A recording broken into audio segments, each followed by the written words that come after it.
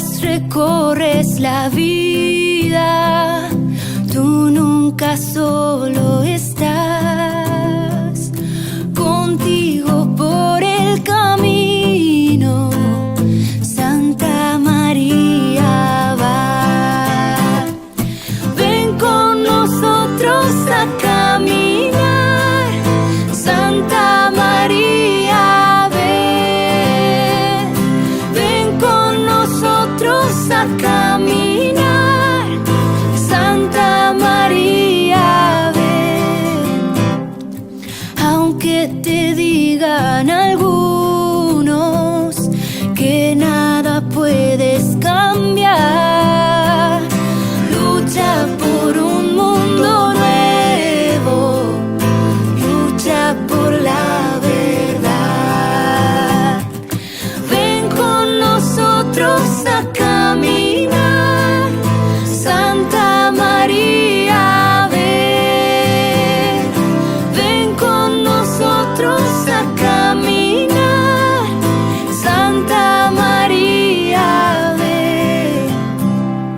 Si por el mundo los hombres sin conocerse van, no niegues nunca tu mano al que contigo está. Ven con nosotros a caminar, Santa María, ven. Ven con nosotros a caminar, Santa María, ven. Aunque parezcan tus pasos inútil caminar, tú vas haciendo el camino, otros lo seguirán. Ven con nosotros a caminar, Santa María, ven. Ven con nosotros a caminar, Santa María, ven.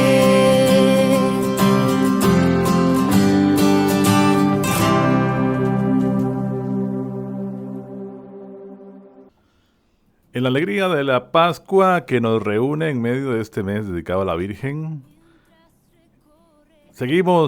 continuamos con esta sección en donde estamos conociendo algunos documentos de nuestra iglesia.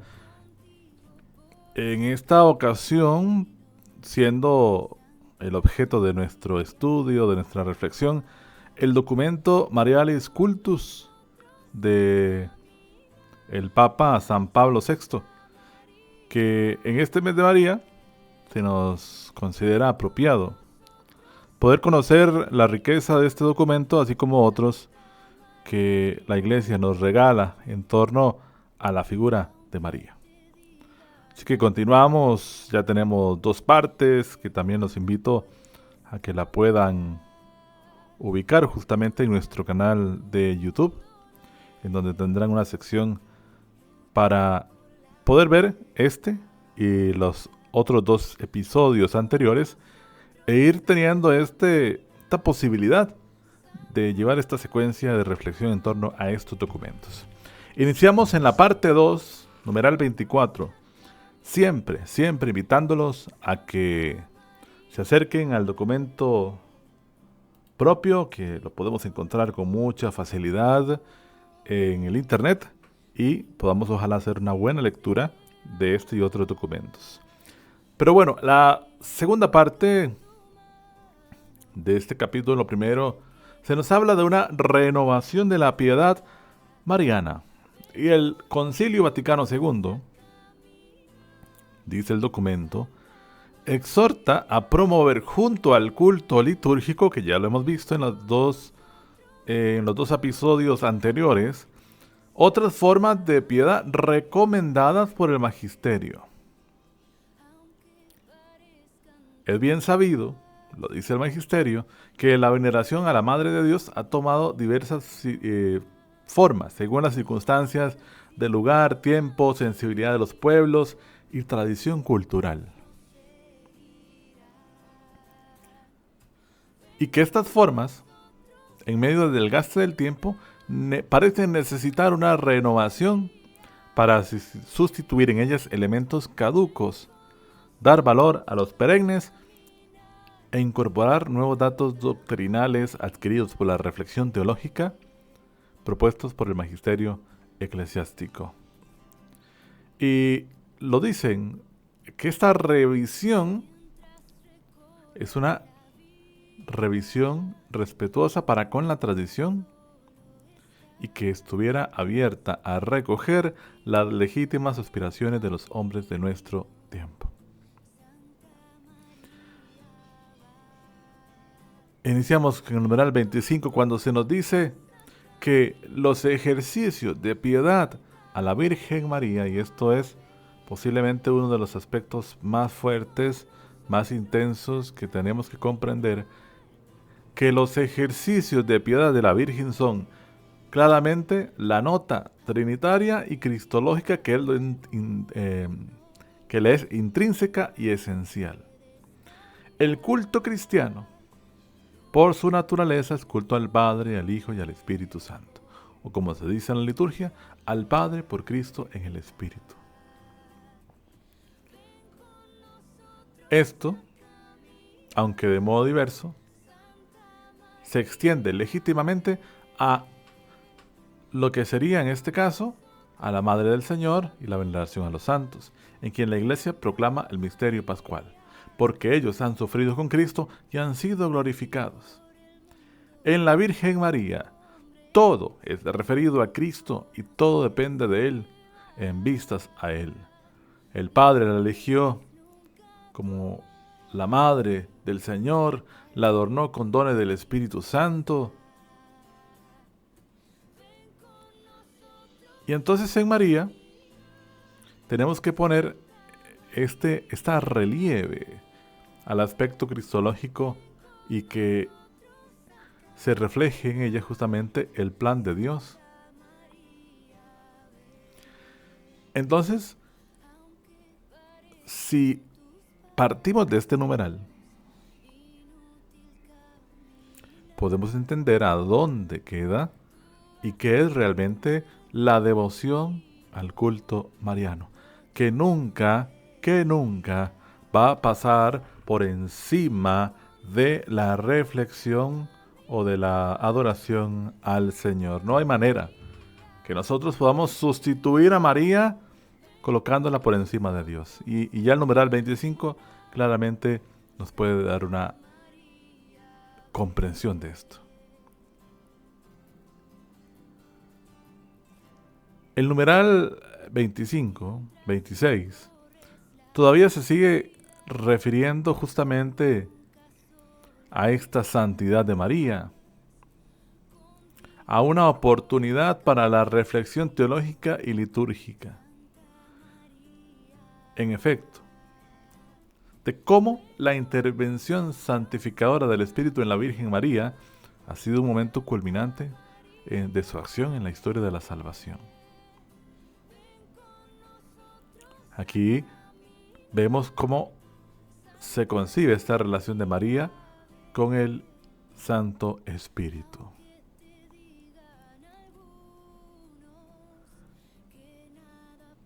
Y ya entrando en el análisis de los ejercicios de piedad, se nos dice que los textos de la piedad moderna no reflejan suficientemente, esto se afirma, que no refleja suficientemente toda la doctrina acerca del Espíritu Santo. Y nos corresponde exhortar a todos, dice el texto, especial a los pastores y a los teólogos, en profundizar la acción del Espíritu Santo en la historia de la salvación y lograr que los textos de la piedad cristiana pongan de claro manifiesto su acción vivificadora, en particular la misteriosa relación entre el Espíritu de Dios y María, la Virgen de Nazaret. Y es necesario que los ejercicios de piedad expresen su veneración a la Madre del Señor, y que pongan más claramente el puesto que ella ocupa en la Iglesia. El más alto y más próximo a nosotros después de Cristo, después de la Trinidad. Un puesto que los edificios del culto al rito bizantino lo menciona el texto y que manifiesta cómo en el edificio de la iglesia el puesto de María está contenida de una indicación fecunda y constituye un auspicio para que en todas las distintas formas de venerar a la Virgen María se abran a la perspectiva eclesial. En efecto, dice el texto, el recurso a los conceptos fundamentales expuestos por el concilio va a permitir a los fieles reconocer con mayor facilidad la misión de María en el misterio de la Iglesia y el puesto que ocupa en la comunión de los santos. Sentir más intensamente los lazos que unen a los fieles que son hijos de la Virgen. Todos somos hijos de María. Y poder comprender justamente el papel de María y percibir, esto es muy importante, percibir la acción de la Iglesia en el mundo como una prolongación de la solicitud de María, el amor operante de la Virgen, el ansia materna para que los hombres lleguen a la verdad, su solicitud con los más humildes, los pobres, los débiles, su empeño por la paz y la verdad. Esto, queridos amigos, puede convertirse en 3 de los numerales que a mi entender son 3 de los numerales más importantes que podríamos citar y mencionar. Para liberarnos de algunas dudas o algunas confusiones que, atendiendo otras fuentes, muchas veces usted y yo podemos tener, de que amar demasiado a la Virgen puede quitar el papel de lo que corresponde a Dios. Y por supuesto, estos numerales hacen una especial atención a reflexionar en torno a la forma de nuestra piedad popular mariana. Y que ésta responda justamente al lugar que María tiene en nuestra iglesia. Y el numeral 29 nos menciona las orientaciones que surgen de considerar la relación de la Virgen María con Dios Padre, Hijo y Espíritu Santo. Y menciona algunas orientaciones de carácter bíblico, litúrgico, ecuménico y antropológico. Esto es interesante. Y vamos a ver cuáles son justamente estas indicaciones, estas orientaciones.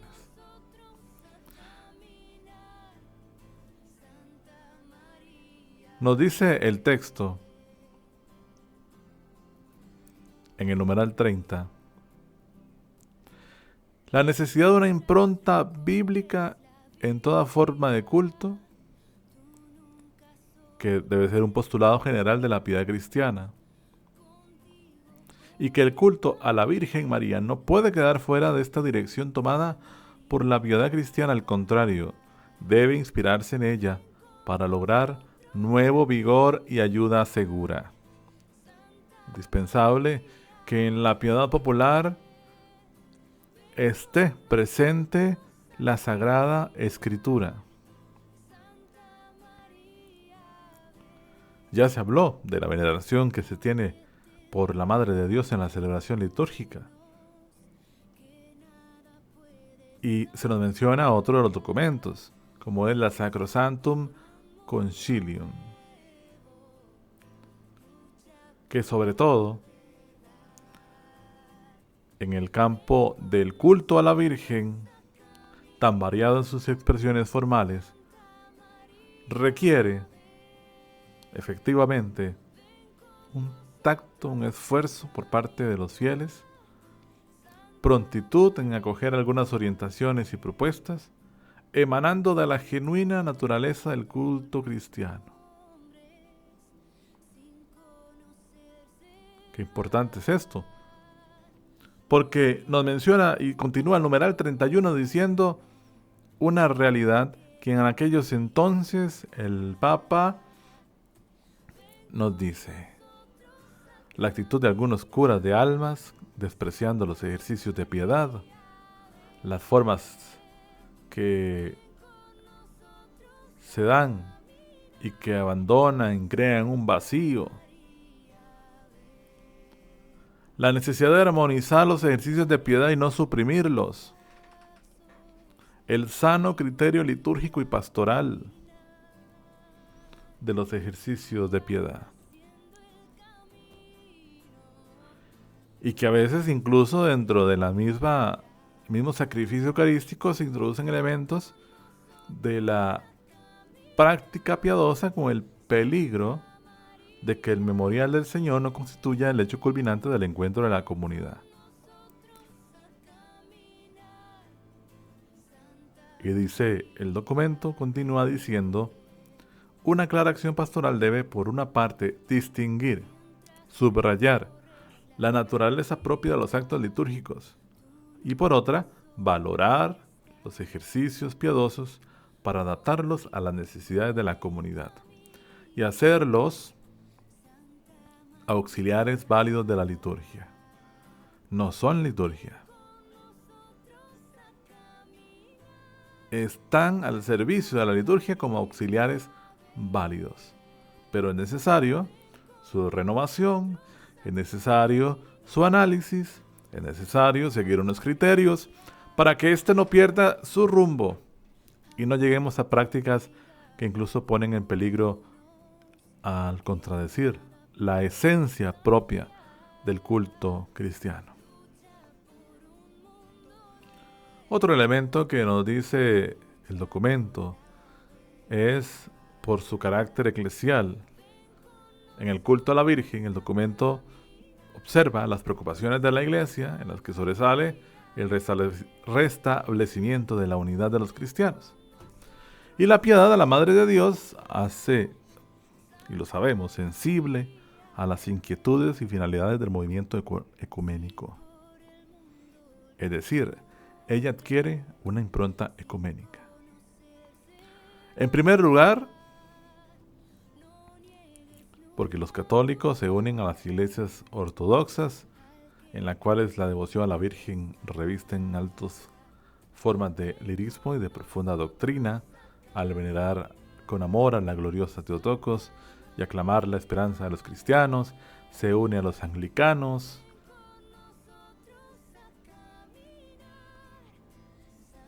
que subrayan junto a teólogos contemporáneos la importancia del puesto de María en la vida cristiana.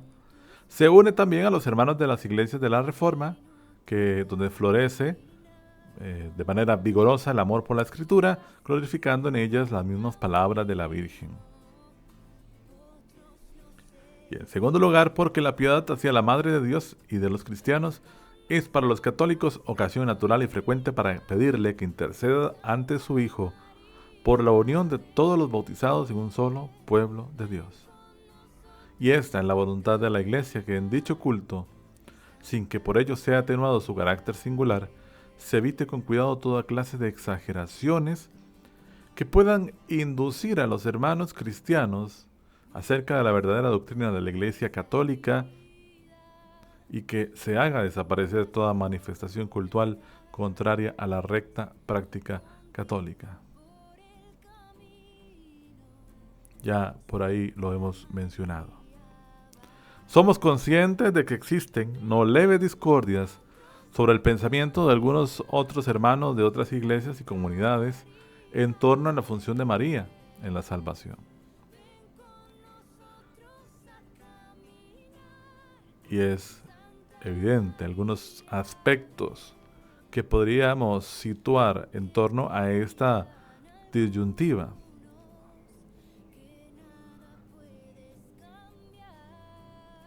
Sin embargo, el texto nos habla de que debe buscarse ayudar efectivamente a eliminar estas causas de inquietud en el campo del culto a la Madre de Dios. Se observa, en efecto, que es difícil encuadrar la imagen de la Virgen tal como es presentada por la literatura devocional, en las condiciones de vida de la sociedad contemporánea y en particular de la mujer, ya sea en el ámbito doméstico, evolución de las costumbres, el reconocimiento de igualdad en el campo político, social. Derivan que de ahí para algunos hay una cierta falta de afecto hacia la Virgen y una cierta dificultad en tomar a María como un modelo porque los horizontes de su vida son estrechos o resultan estrechos en comparación a las amplias zonas de actividad del hombre contemporáneo que está llamado a actuar. Ante todo, la Virgen ha sido una propuesta siempre de la Iglesia a la imitación de los fieles, no solamente por el tipo de vida que llevó, por el ambiente sociocultural en que se desarrolló, sino porque en sus condiciones concretas de vida ella se adhiere total y responsablemente a la voluntad de Dios, porque acoge la palabra, la pone en práctica. Su acción estuvo animada siempre en la caridad y el espíritu de servicio, porque fue la primera y más perfecta discípulo de Cristo. Estos elementos podrían responder a la pregunta de por qué la Iglesia hoy y por qué la Iglesia siempre ha propuesto a María como un modelo de vida cristiana. Entonces es importante ver este elemento que se nos arroja aquí en el documento de la Marialis Cultus. Después de estas directrices, el documento nos dice que están justamente ordenadas a favorecer el culto armónico a la Madre de Dios y oportuno llamar la atención sobre actitudes cultuales erróneas. Entonces, es un elemento a considerar. Que se da en la época, que a partir de la época se propone, que podríamos decir que siempre es necesario poder revitalizar el ejercicio de la piedad popular, renovar el ejercicio de la piedad popular, para que éstas sean más fructíferas y evitar algunas actitudes que justamente puede crear una confusión respecto al papel que tiene la Virgen en la vida de la Iglesia. Y ya fuera del texto, al menos en nuestro país, quien no conoce, quien no ha escuchado, o muchos la han vivido de forma personal, la romería a nuestra Basílica de los Ángeles. Un acto de fe que hace que muchas personas recorran largas distancias para llegar a la casa de la Virgen. En nuestra concepción, en nuestra fe, sabemos que María intercede por nosotros, pero que María no obra el milagro. María no es aquella diosa a la cual adoramos y veneramos. María es, ya lo dijimos hace unos numerales atrás, la cual podemos volver para recordar que es la que se adhiere total, responsablemente a la voluntad de Dios. Acoge la palabra, la pone en práctica, una acción animada por la caridad, un espíritu de servicio y porque fue la más perfecta discípula de Cristo. Estas son las características que distinguen a la Madre de Dios. Y la Iglesia, alrededor del mundo, a través de distintas experiencias, como ya dijimos, la romería, a Nuestra Señora de los Ángeles y otras experiencias, el pueblo cristiano, consciente de su papel en la vida cristiana, busca su intercesión. No busca que ella obre el milagro, porque sabemos que ella intercede por nosotros ante Jesús. Y es lo esencial en este fragmento del documento que se nos habla justamente del culto a María, del ejercicio de la piedad popular dirigido a la Madre del Cielo. Y bueno, llegamos en esta parte al numeral 40. prácticamente superando la mitad del documento. Y nos quedan unos cuantos numerales simplemente para nuestra reflexión. Lo dejaremos hasta acá en esta tercera parte. Nos vemos en la próxima. Que el Señor nos bendiga y que María interceda por nosotros ante Jesús.